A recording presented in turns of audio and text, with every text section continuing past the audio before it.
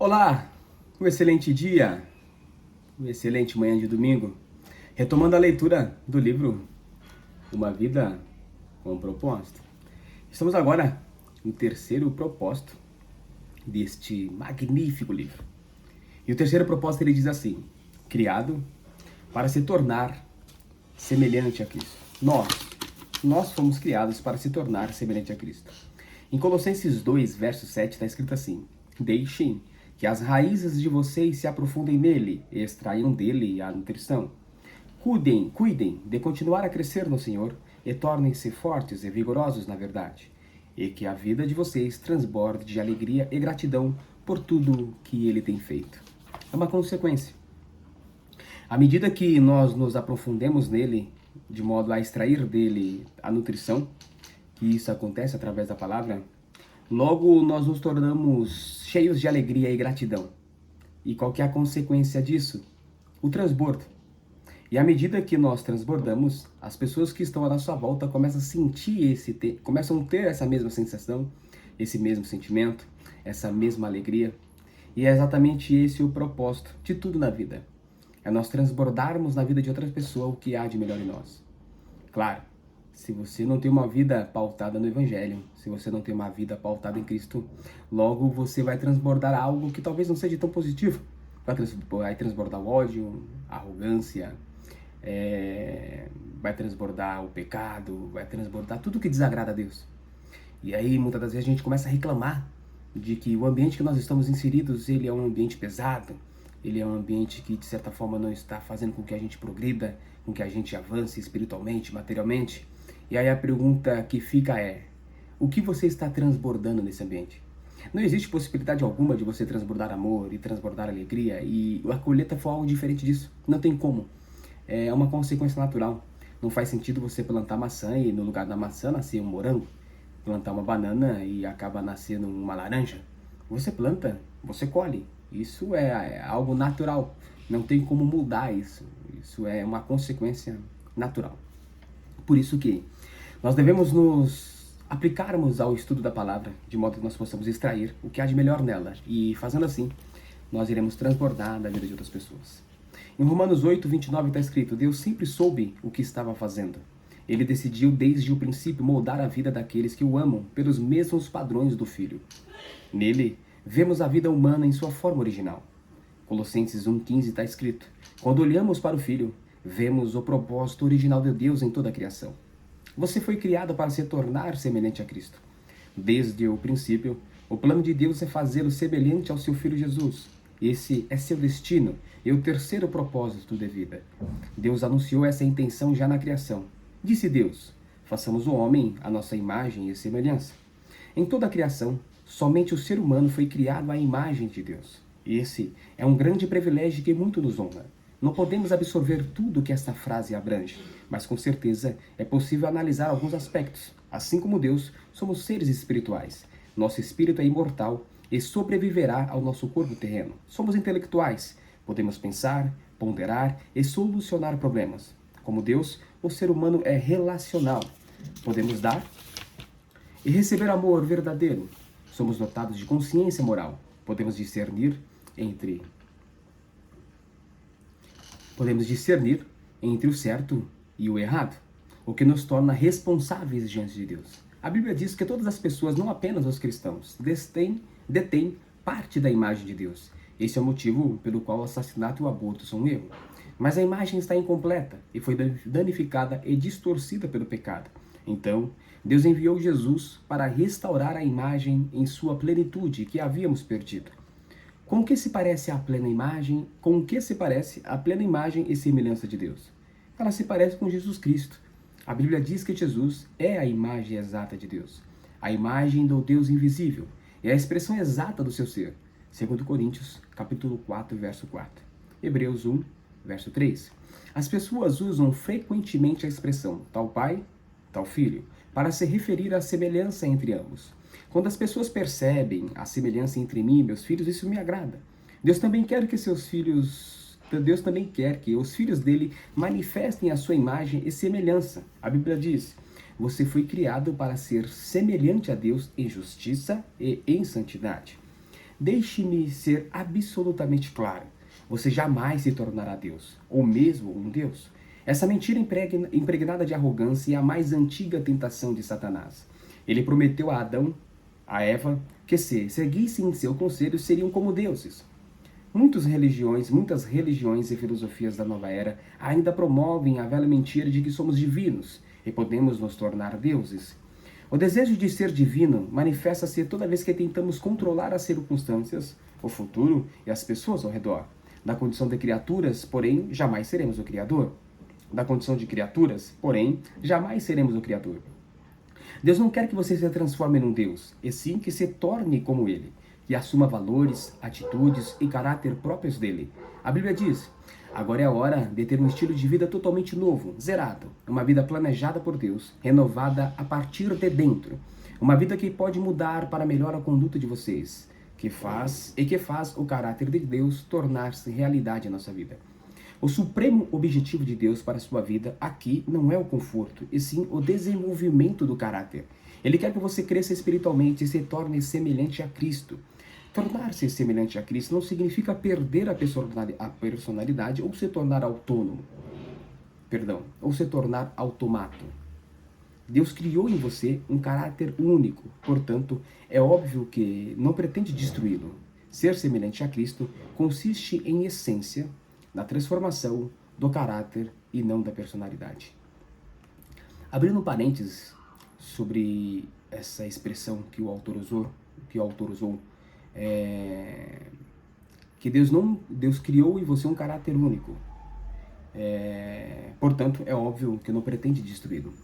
Eu fiz recentemente um vídeo, acredito que deve ser o anterior, acho que alguns vídeos atrás em relação a isso que nós estamos gravando agora, que fala justamente sobre isso. Nós fomos criados com ferramentas, com dons, com personalidade, com característica exata que faz com que o nosso futuro seja moldado à medida ou de acordo com o que Deus sempre sonhou para nós. Porém, ao longo do caminho, nós acabamos por deixar essa bagagem, esses dons, ao longo do caminho, porque nós não conseguimos identificar para que eles servem ou de que forma nós podemos usá-lo, e talvez por uma má instrução, talvez por uma má compreensão, ou talvez até por um excesso de peso emocional, a gente começa a abrir mão de coisas preciosas que estão em nossa vida. E aí lá na frente, 1 ano, 2 anos, 20, 30, 50 anos depois, nós nos damos conta de que nós precisamos de alguma coisa, nós precisamos de um dom, de uma expertise, nós precisamos de algo que nós não temos. Mas esse algo em algum momento nós já carregamos. Então o título do vídeo era mais ou menos assim: nesse exato momento, o que você precisa, você tem ou você já teve. Em algum momento da sua vida, ou você teve ou você já tem. A ideia é, se eu já tive, como eu posso recuperá-lo? Se eu tenho, como eu devo ativá-lo? Então é muito do que está escrito aqui. Deus, ele nos criou com um caráter único. Ele não tem o propósito de destruir a criação que ele mesmo fez. Então não existe uma predisposição a destruir toda essa imagem, a não ser que essa imagem que você vive hoje, ou o seu eu hoje, não é o eu que ele sonhou para você. Aí logo é necessário que se haja uma desconstrução e uma nova construção. Mas se você está vivendo a sua vida em toda a sua plenitude, em toda a sua essência, está seguindo os caminhos os caminhos que Cristo designou para você, então não existe propósito algum de destruir o que você é, e sim de continuar essa construção, de modo que você chegue à perfeição e aí você alcance o último dia, a vida eterna e a morada celestial. Deus quer que você desenvolva o tipo de caráter descrito nas bem-aventuranças de Jesus. Mateus 5:11, verso 12. No fruto do Espírito, no notável capítulo de Paulo sobre o amor, que está em Coríntios 13. E nas características de uma vida produtiva e eficiente, descrita por Pedro, em 2 Pedro, capítulo 1, verso 5. Toda vez que se esquecer de que o caráter é um dos propósitos de Deus para a sua vida, você ficará frustrado diante da situação que estiver enfrentando. Você pensa, por que isso está acontecendo comigo? Por que eu estou passando por um momento tão difícil? Uma resposta poderia ser que a vida é necessariamente difícil, pois é isso que nos possibilita crescer. Lembre-se de que aqui não é o céu. Muitos cristãos interpretam erroneamente a promessa de Jesus acerca da vida completa. como se isso significasse saúde perfeita, estilo de vida confortável, felicidade ininterrupta, plena realização dos sonhos e alívio instantâneo dos problemas. Por meio da fé e da oração. Em suma, acredito que a vida cristã seja fácil e vivem a expectativa de um céu terreno. Essa perspectiva egocêntrica considera Deus uma espécie de gênio da lâmpada, que existe tão somente para nos servir em nossa busca egoísta de realização pessoal. Mas Deus não é o nosso criado. E caso nos deixemos levar pela ideia de que a vida deve ser fácil, ficaremos grandemente desapontados ou viveremos uma constante recusa em aceitar a realidade. Nunca se esqueça de que a vida não gira em torno de você. Você existe para os propósitos de Deus, não o contrário. Porque Deus lhe proporciona um céu aqui. Porque Deus lhe proporcionaria um céu aqui quando Ele já planejou o verdadeiro céu para você na eternidade. Deus concede nosso tempo aqui para construirmos e fortalecermos nosso caráter para viver no céu. A obra do Espírito Santo de Deus em você. É uma tarefa do Espírito Santo produzir um caráter semelhante ao de Cristo em você. A Bíblia diz: à medida que o Espírito do Senhor trabalha em nós, tornamo-nos mais e mais semelhante a Ele e refletimos a sua glória ainda mais.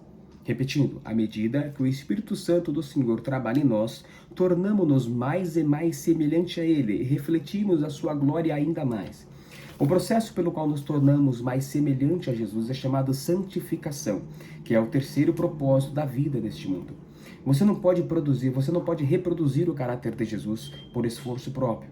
Decisões de ano novo, força de vontade ou as melhores intenções não são suficientes. Somente o Espírito Santo tem poder para realizar as transformações que Deus deseja em nossa vida.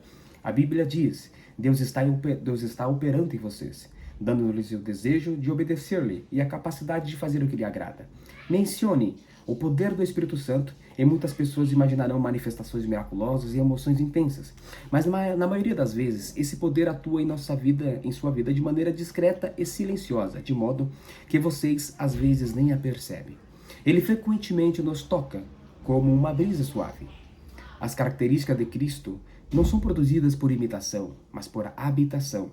Permitimos que Cristo viva por meio de nós, pois este é o segredo. Cristo vive em vocês. Colossenses 1:27. E como isso acontece na vida real? Pelas escolhas que fazemos. Escolhemos fazer a coisa certa nas diversas situações de nossa vida, confiando que o Espírito Santo de Deus nos concederá força, amor, fé e sabedoria para agir, uma vez que o Espírito de Deus vive em nós. Essas coisas estão sempre à disposição quando necessárias.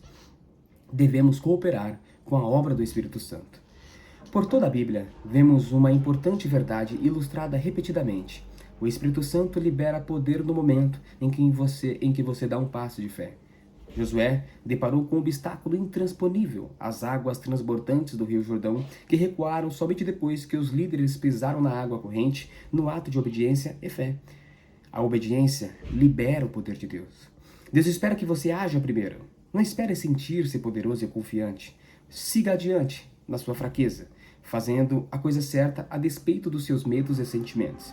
É assim que você coopera com o Espírito Santo. Essa é a forma de seu caráter se desenvolver. Tem uma expressão que eu uso bastante: viver por decisão e não por condição. Se nós esperarmos a condição para decidirmos fazer algo, na maior parte do tempo nós não faremos, porque a nossa condição ela está sempre longe de fazer com que nós tomemos o impulso da decisão. Por isso que nós devemos decidir simplesmente fazer o que precisa ser feito. Tem uma outra parte da palavra que diz que o verdadeiro amor lança fora todo medo. E uma vez que nós nos sentimos amados, que nós amamos e nós percebemos que Deus nos ama, porque a palavra fala justamente sobre isso, todo medo que existe dentro de nós ele é lançado fora. E já não existe mais o medo do fracasso, já não existe mais o medo da desilusão, já não existe mais o medo de não conseguir, ou o medo de parar no meio do caminho, ou o medo de não conquistar. Isso tudo já se passou. Por quê? Porque nós sabemos que nós somos amados. E uma vez que nós somos, todo medo já não existe mais em nós. Deus espera que você haja primeiro. A Bíblia compara o crescimento espiritual a uma semente, a uma edificação e a uma criança que se desenvolve. Cada metáfora exige uma participação ativa. Sementes devem ser plantadas e cultivadas. edificações devem ser construídas. Elas não aparecem do nada, e crianças devem comer e se exercitar para crescer. Embora o esforço não tenha mais efeito para a salvação, ele está relacionado com o crescimento espiritual. Pelo menos em 8 ocasiões no Novo Testamento nos é dito para fazermos todo o esforço. Lucas 13, 24, Romanos 14, 19, Efésios 4, 3, Timóteo 2, 15, Hebreus 4, 11, entre outros. Em nosso crescimento, até nos tornarmos semelhante a Jesus. Você não pode apenas ficar esperando que isso aconteça. Paulo explica em Efésios 4 as 3 coisas que devemos fazer para nos tornar semelhante a Cristo. Em primeiro lugar, devemos abandonar nossa antiga maneira de agir. Agora é a hora de ter um estilo de vida totalmente novo, zerado, uma vida planejada por Deus, renovada a partir de dentro. Em segundo lugar, devemos mudar nosso pensamento. Deixe que o Espírito Santo transforme a sua maneira de pensar. A Bíblia diz que somos transformados pela renovação de nossa mente. A palavra grega para transformado, metamorfoses, usada em Romanos 12, 2 e Coríntios 3, 18, é hoje aplicada para descrever a fantástica metamorfose sofrida pela lagarta ao se tornar borboleta. É uma bela descrição do que acontece espiritualmente conosco quando permitimos que Deus dirija nossas vidas e nossos pensamentos. Somos transformados de dentro para fora, tornando-nos mais belos e sendo liberados para voos mais altos. Em terceiro lugar, precisamos assumir o caráter de Cristo ao desenvolver hábitos novos e dignos de Deus. O caráter é basicamente a soma dos hábitos. E como você habitualmente age? A Bíblia diz que devemos revestir-nos do novo homem, criado para ser semelhante a Deus em justiça e em santidade provenientes da verdade. Efésios 4, 24. Deus usa a palavra, as pessoas e as circunstâncias para nos moldar. São 3 fatores indispensáveis ao desenvolvimento do caráter. A palavra de Deus proporciona a verdade de que precisamos para crescer. Os filhos de Deus contribuem com o apoio de que necessitamos para crescer. E as circunstâncias promovem o ambiente para pormos em prática as características de Cristo. Se você estudar e aplicar a palavra de Deus, reunir-se regularmente com outros fiéis e aprender a confiar no Senhor nos momentos difíceis, garanto que se tornará mais parecido com Jesus. Veremos cada um desses fatores de crescimento nos capítulos a seguir. Muitos presumem que o estudo bíblico e oração é tudo do que precisamos para crescer espiritualmente, mas algumas questões da vida nunca serão transformadas somente pelo estudo bíblico e pela oração. Deus usa pessoas. Ele prefere agir por meio delas a realizar milagres. Assim passamos a depender um dos outros para alcançar comunhão. Ele quer que cresçamos juntos. Em algumas religiões, as pessoas consideradas mais santas e mais maduras espiritualmente são aquelas que se isolam das outras em monastérios, no topo de montanhas, afastado do pernicioso contato com os outros seres humanos. Trata-se de um erro grosseiro. A maturidade espiritual não é uma busca individual e solitária. Você não pode crescer à semelhança de Cristo em isolamento. Você deve ter pessoas à volta e interagir com elas. Precisa fazer parte de uma vida em igreja e de uma comunidade. Por quê? Porque a verdadeira maturidade espiritual diz respeito a aprender a amar como Jesus amou. E você não pode ser semelhante a Jesus na prática sem se relacionar com outras pessoas. Lembre-se, tudo consiste no amor. Amar a Deus é amar aos outros. É o verso que nós vimos no princípio, sobre nós extrairmos da raiz tudo que nós precisamos, e quando nós fazemos isso, nós começamos a transbordar, e é essa a expectativa. Nós transbordamos o quê? Nós transbordamos o que nós extraímos das raízes. Só que se nós não temos convivência com pessoas, e nós não temos nenhum relacionamento social, nenhum relacionamento ali afetivo, num círculo, nós não estamos inseridos em lugar algum, nós vamos transbordar para onde e para quem? Logo, não faz sentido nós extrairmos o que há de melhor da palavra de Jesus Cristo, porque nós estaremos cheios, mas para que nós possamos continuar a ser cheios, enchidos, se esse é o termo correto, nós precisamos nos esvaziar. Imagina que eu acabei de tomar uma xícara cheia de café. Eu poderia inserir mais café nessa xícara se ainda estivesse café aqui? Não, eu primeiro tenho que acabar com isso para ser cheio novamente, entende? E é exatamente isso, porque quando nós estamos inseridos num grupo, automaticamente nós transbordamos na vida dessas pessoas o que nós aprendemos e logo nós somos cheios novamente para que esse círculo continue ativo. Seria um círculo do infinito.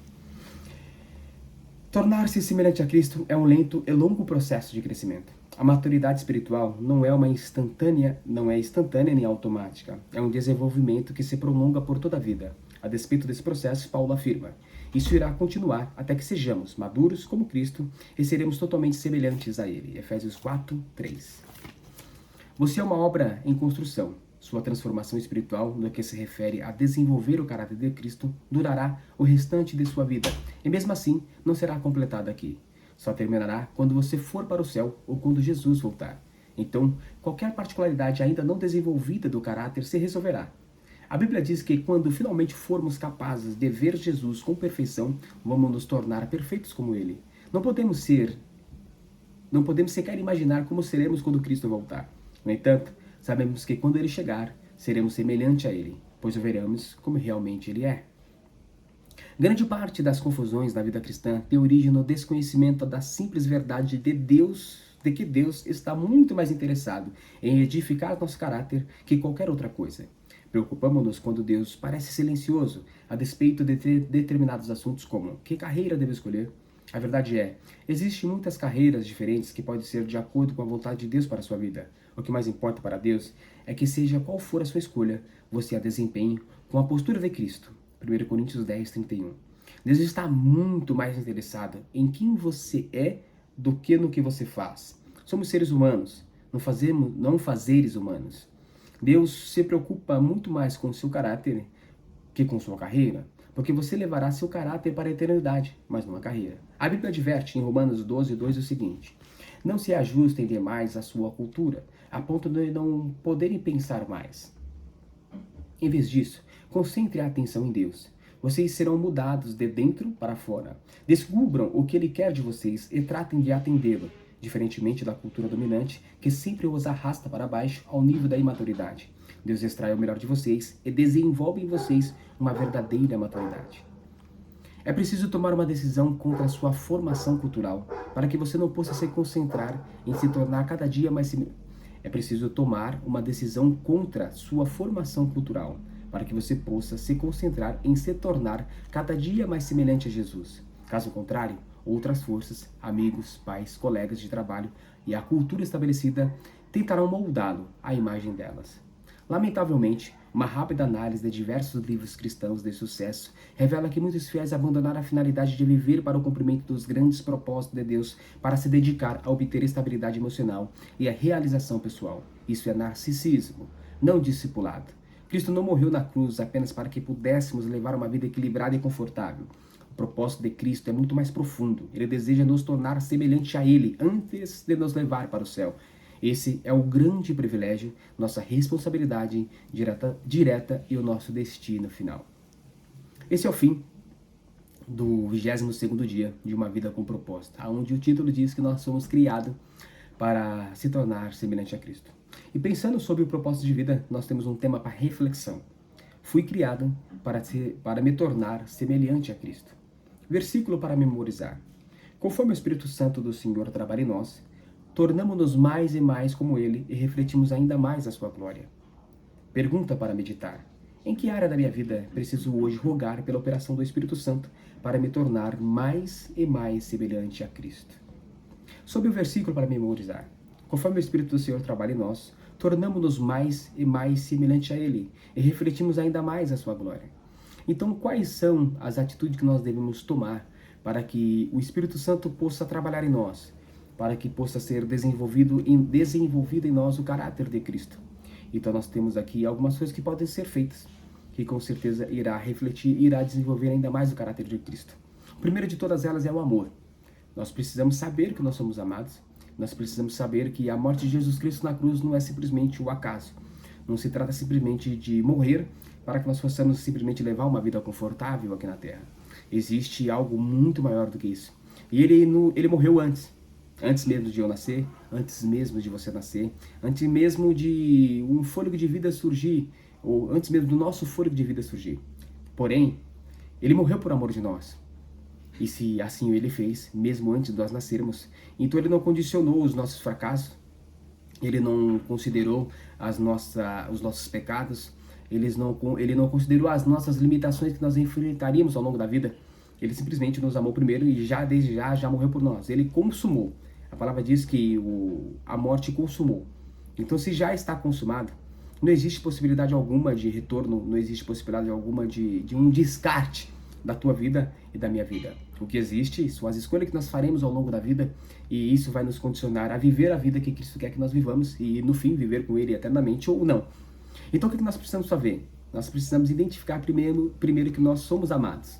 Depois, nós precisamos transbordar esse amor na vida de outras pessoas. Nós precisamos analisar a palavra, entender qual é o caminho que nós devemos seguir, o que Ele espera de nós, e nós devemos buscá-lo constantemente em oração. São 3 pontos que precisa ser considerado. Esse seria o início de tudo.